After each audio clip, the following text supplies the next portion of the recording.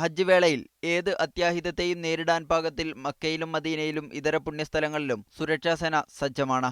തീർത്ഥാടകരുടെ സുരക്ഷയ്ക്ക് കോട്ടം തട്ടുന്ന ഒരു പ്രവർത്തനവും അനുവദിക്കില്ലെന്നും സേനാ മേധാവി വ്യക്തമാക്കി. അനുമതിപത്രമില്ലാതെ ഹജ്ജിന് പുറപ്പെടരുതെന്ന് സ്വദേശികൾക്കും വിദേശികൾക്കും കർശനമായ താക്കീത് നൽകിയിട്ടുണ്ട്. നിയമം ലംഘിക്കുന്നവരെ പിടികൂടാൻ പഴുതടച്ച പരിശോധനാ സംവിധാനം ഒരുക്കിയിട്ടുണ്ടെന്നും അൽ ഖിലൈവി വ്യക്തമാക്കി. വ്യാജ ഹജ്ജ് സ്ഥാപനങ്ങളെ പിടികൂടാനും പ്രത്യേക സംവിധാനമുണ്ട്. നിരവധി വ്യാജ ഹജ്ജ് സ്ഥാപനങ്ങളെ ഇതിനകം പിടികൂടിയതായും അദ്ദേഹം പറഞ്ഞു. വഴികളെല്ലാം ശക്തമായ നിരീക്ഷണത്തിലാണ്. ഈ വർഷം മുതൽ അനുമതിപത്രമില്ലാതെ ഹജ്ജ് ചെയ്യാമെന്ന തെറ്റിദ്ധാരണ ഇല്ലാതാക്കും.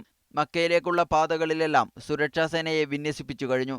നിയമലംഘകരെ പിടികൂടി വിരലടയാളം രേഖപ്പെടുത്തി ജയിലിലടക്കും. തുടർന്ന് വിദേശിയാണെങ്കിൽ 10 വർഷത്തെ സൗദി പ്രവേശന വിലക്കോടെ അതാത് രാജ്യങ്ങളിലേക്ക് കയറ്റിവിടും. സ്വദേശികൾക്കും ജയിലും പിഴയുമടക്കമുള്ള ശിക്ഷ ലഭിക്കും.